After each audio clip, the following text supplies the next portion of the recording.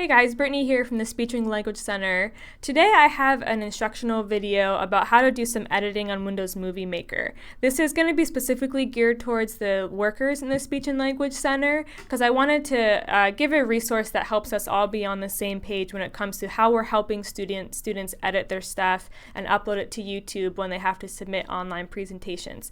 So that's kind of what I'm gearing it towards. But if you are a student, this could totally still be relevant and beneficial to you because maybe you're doing some editing at home if you have Windows Movie Maker, or if you're unclear about the uploading to YouTube process, if you're doing that on your own as well.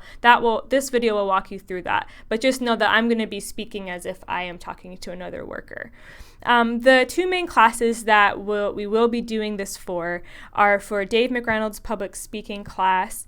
They do an online informative speech each quarter, and for Tony Schmidt's interpersonal communication class, which is where a group comes in and they are doing a group project and having to submit that to YouTube as well. So basically what we're doing for them, the main things we're doing is just editing the first and last couple seconds of their video.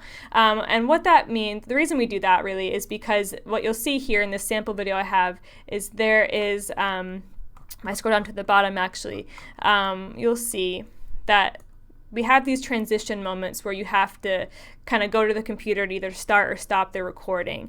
So as you saw at the beginning of the recording, that was already fixed and taken out. But at the end, all we have to do for them is you're going to navigate with this little cursor right here, navigate to where they're done talking, and then you go to the edit button here and click split. And then you'll see, you just click the section you want to highlight. You see how this highlights the whole video, and this is the one that we want to take out. And all you do is right click and then remove, and then it gets disappeared. So then it just ends really smoothly. There isn't that awkward transition point. And then you would do the same thing for the beginning of their video before, they're going to be walking up to the camera at that point, and you would do the same thing. Just move your cursor to right before they start talking, and then click split, right click remove. A lot of students will also have videos throughout their presentation. What's really good is to encourage them before they start recording is to introduce their video, to say something like, now I'm going to show you a video on XYZ, and then pause for about 3 seconds, because what we're going to do is edit out the transition points where they're getting their video set up or fast forwarding to where they want to show their video. So what we would do is a similar concept. Let's just say right here I'm introducing a video and I'm going to show it at this point. What you would do is you'd press split, and let's say from here to here is when the video is getting set up, and then you'd click split. So you want this transition section out, so you do the same thing, right click remove, so it goes from introducing the video right into the video, and you might have to repeat that process if there's another transition step before they start talking again. So that's really all we're doing throughout the video. If we have to do it in the middle, sometimes a student might mess up or goof up and need to restart over a section, and you really just do the same thing. It's always best to encourage them to try and avoid relying on editing too much, because it can make it really choppy. But if they do mess up, if they pause for 3 seconds or so and then start over that point, it could make it a little more smooth.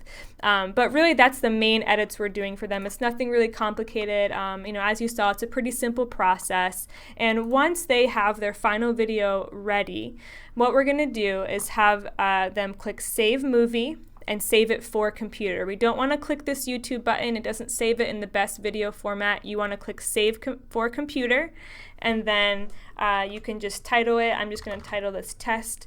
You can title it whatever, something short, and you're going to see it's in an MP4 file, and then just click Save. I always save it to the desktop because it makes it really easy to find when we're uploading it to YouTube. So we click Save. It's going to take a couple minutes to save, and while the student is waiting for that, I will have them go over to Google and log into their Google account. They do need a Google account, either them or someone in their group, if it's a group project, to have access to YouTube. If they don't have it, it only takes a minute or so. There's another video on our YouTube channel on how to set that up if they need to reference that, but it's pretty simple. But if they do have one, you just click Sign In. I'm going to sign into ours here so I can walk you through that process a little bit. And once you're logged in, you're going to press this grid button right here and then click the YouTube icon. And it's going to automatically transfer to YouTube, and then you'll see a little upload button on the top right. So you click that, and then you select Files to upload. And what you're going to do is just scroll down to where it is, and it makes it really, really easy to find. When you hear that little ding go off, that means that video is ready. So you just click that, you click open, and here the student can add a description if they want. That's not really required. What is good is that they add a video title. So let's say they were doing a video on Yakima Valley, like an informative speech.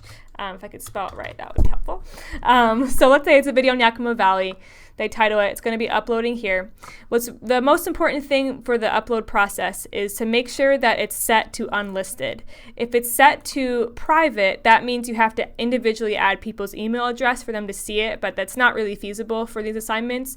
But if you set it to unlisted, that means that only the person who has the link to the video can watch it. So when they submit the link to their Canvas assignment page, then whether it's just to their instructor or to their other peers in like a discussion board, then they will all be able to watch it. But it doesn't mean that someone can YouTube their name and find their, public speaking informative speech. So a lot of times that gives them a sense of peace because they can be a little nervous thinking anyone can look up their presentation.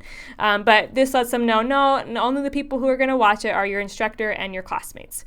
So it will be private from anyone else because it's unlisted, but you want to make sure it's not on the private setting, or else they won't be able to see it unless you email it to them. So once you have those two things set, the title and the unlisted setting, you click done, and you're going to see there's a video link right here. And what the student's going to do is they're going to log into Canvas.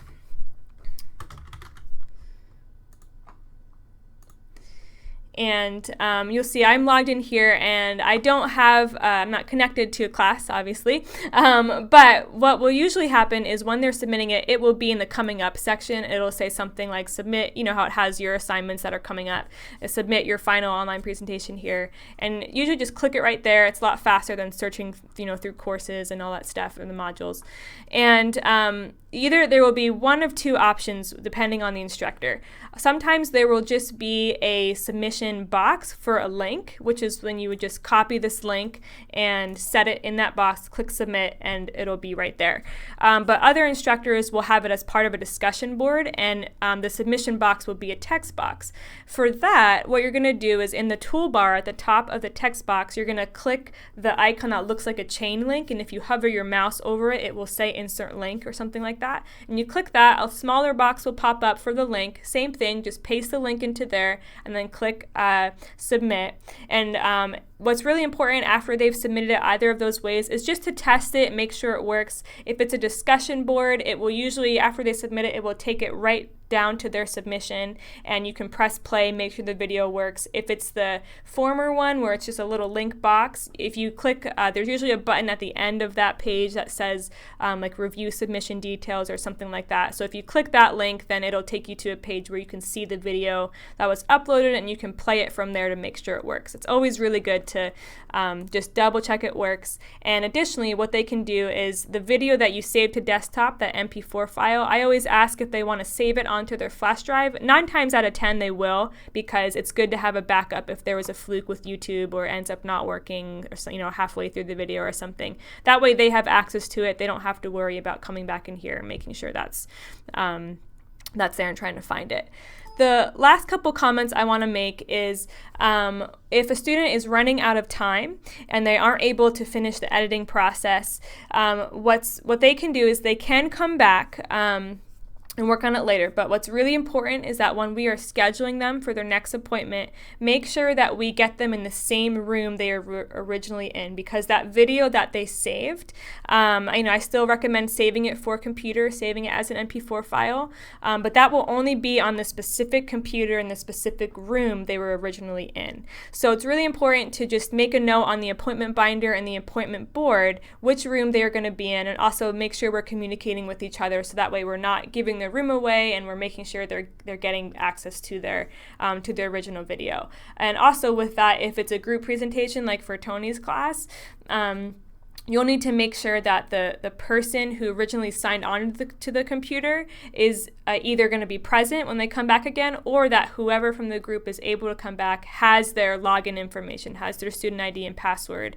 Because if they log on to the computer under a different person, they're not going to be able to find it, because again, it's connected to the specific user ID and the specific computer in the specific room. It's kind of particular that way, so it's a little inconvenient, but it just takes a little more administration and planning on our end and the students' end. So make sure those are all communicated. But once those are all set up and planned for, then they can come right back in, do the edits they need, and we can walk back through that same process. So I hope this was helpful for you, and that it can be a resource to refer back to whenever you're working on a presentation or helping students with that. As you saw, it's pretty simple. It just takes a little bit of time, but the main goal is for us to serve them and make it as easy as possible for them. So if we can help them out as best we can, it'll make everything run a lot more smoothly. So thanks so much for watching, and take care.